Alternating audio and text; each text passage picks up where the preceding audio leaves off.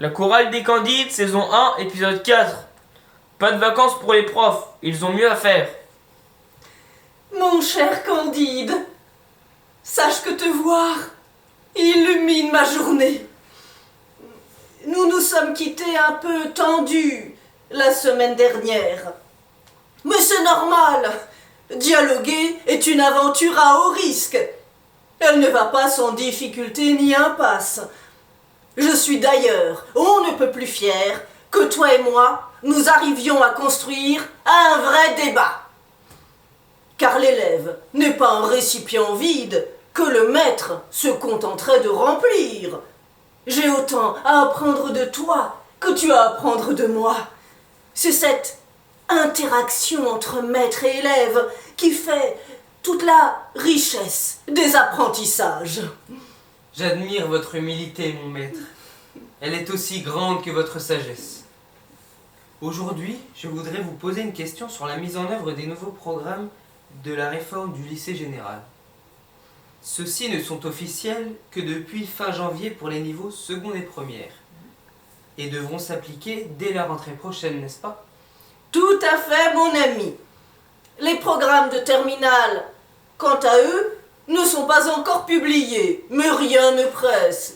Les enseignants vont certainement les découvrir à la rentrée.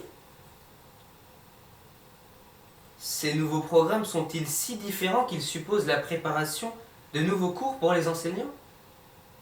Je t'avoue que oui, mon brave. En seconde, par exemple, il y a dans le tronc commun une nouvelle matière tout à fait formidable et dans l'air du temps. Sciences numériques et technologie. Des professeurs de mathématiques, d'informatique ou de sciences de l'ingénieur devront l'enseigner et s'y former rapidement. Mais sache que notre ministre a prévu la création d'un CAPES des sciences numériques et technologiques pour 2021. Ai-je mal compris, maître Pangloss? On propose déjà cette nouvelle matière, alors qu'il n'y a pas encore d'enseignants formés à cette discipline. Oh, rassure-toi, mon bon Candide. Les professeurs ont l'habitude. Ils savent s'adapter. Ils feront au mieux. Et confiance. Et pour répondre à ta question de départ, les programmes changent dans la plupart des matières, dans leur structure et souvent aussi dans leur contenu. Certaines matières même, comme la spécialité humanité, littérature et philosophie, par exemple, présentent un contenu tout à fait nouveau, qui demandera aux enseignants un temps de recherche et de préparation important, je te l'accorde. Mais alors, maître, cette réforme, pour être mise en place dès la rentrée prochaine, ne suppose-t-elle pas que les enseignants soient des super-héros?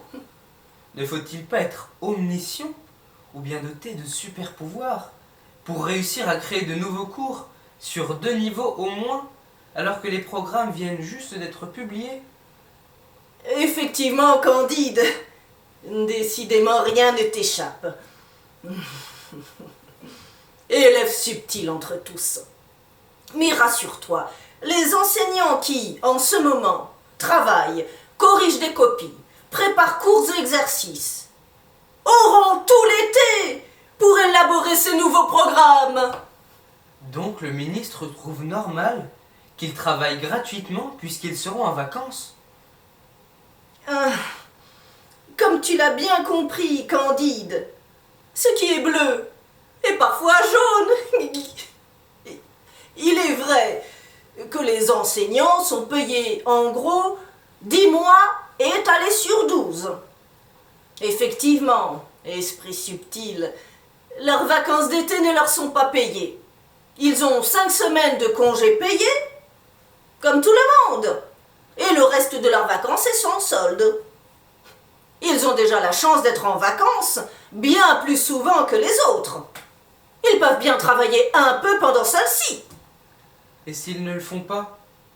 Qu'ils préfèrent s'occuper de leur famille à plein temps ou qu'ils ont prévu un grand voyage? Le métier d'enseignant est, on le sait bien, de tout repos. Ils peuvent peuvent bien travailler pendant les vacances tout de même. Et puis, Candide, le professeur est le plus souvent seul face à sa classe.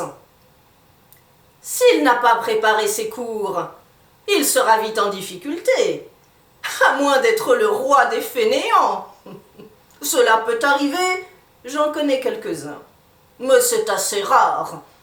Il faut un certain génie pour occuper les élèves avec du vide. L'enseignement est donc un vrai sacerdoce, mon bon maître.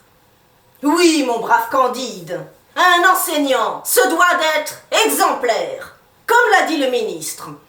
Investi et disponible 24 heures sur 24, jour et nuit, sans trêve ni repos. Oh, quel beau métier. Ils en ont de la chance. En fait, maître, ce métier, plus vous en parlez, plus je trouve qu'il ressemble à celui de bonne à tout faire. Oh non, Candide, pas du tout. Comment peux-tu penser une chose pareille? Au contraire, le ministre tient les enseignants en très haute estime, puisqu'il les sait capables de faire des miracles.